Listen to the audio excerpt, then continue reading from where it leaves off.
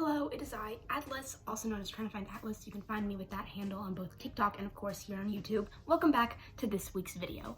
In this video, I'm going to be talking about my character design process and what I've learned after designing a whole cast of characters for a comic that I have barely even started. The character that I will primarily be using as an example is my original character, Patch. I actually did a whole video introducing her, talking about the evolution of her design, her personality, relationship to other characters in her story, and all of that.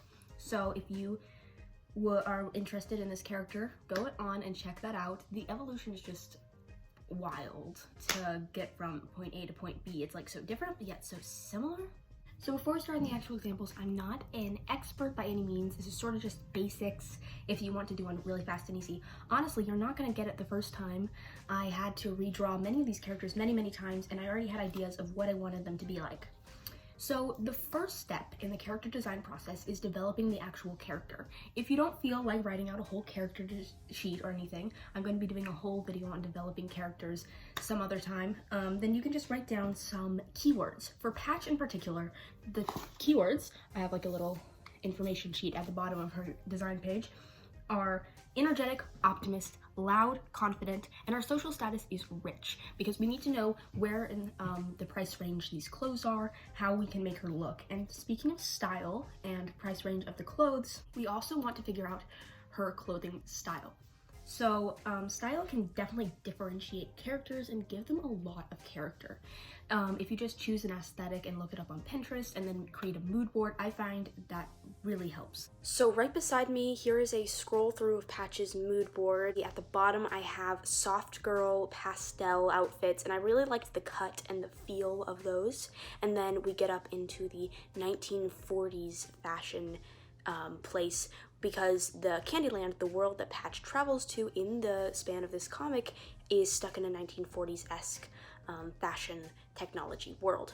And then at the top, there's a couple kidcore outfits, just because I liked the colors of those, and those are Patch's colors. Also, a color palette. So you know how music is super important to films? Well, if you're doing something like a comic, then it's the color that's really driving that mood and tone setting. On this page, it actually says pastel pink and blue. However, Patch is part of a comic called Candyland, and her name is Patch because of Sour Patch. So I decided instead of using pastel colors, we should obviously use Sour Patch Kid color. It's also very important to your character's age, because you can't expect a child character to dress like super duper elegantly, and you also need to know what's appropriate for that character's age range in terms of body shape, in terms of clothing style, and many other things. There are definitely other things that you should know, such as race, ethnicity, nationality, and if your character has a tragic background, do they have any visible scars from that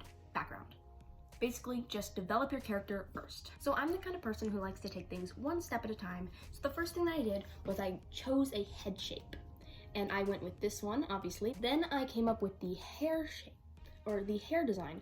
I'm actually not very good at coming up with hairstyles, so I obviously went to Pinterest and relied on that a lot, but luckily I just love Pinterest, I'm obsessed. I came up with 3 different hairstyles. This one, and this one, and then I decided to pull what I liked from all 3 of those and combine them into this one. The next thing that I did was I came up with a body type.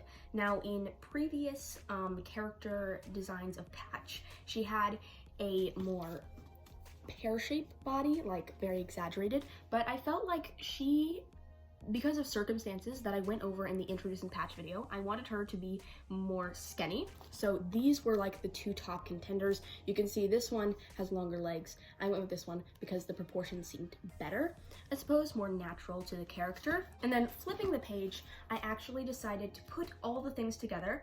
In other character designs that I've done, I'm going to show you some others, I actually came up with the eye shape, such as right here with the character named Jordan. I came up with the eye shape and the nose sort of shape, and there were a couple different variations I had in mind for that. But back to Patch. I don't want this character to just have one outfit the whole entire runtime of the comic. I feel like that would get a little bit repetitive, and I want to challenge myself to have a wardrobe change for these characters when I deem it sort of necessary or appropriate for them. So I wanted to be able to sort of envision her whole entire wardrobe in a couple of designs. So I came up with these.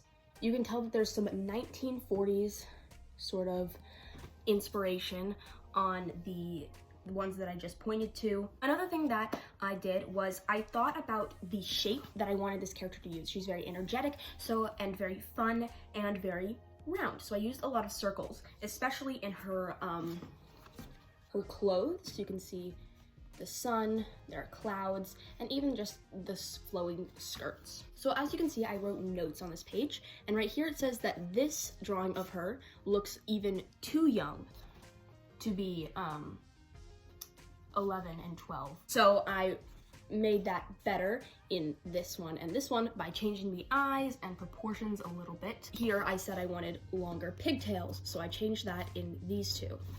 And it just evolves from the notes. Posing is also super duper important. You can tell a lot about a character based on how they pose.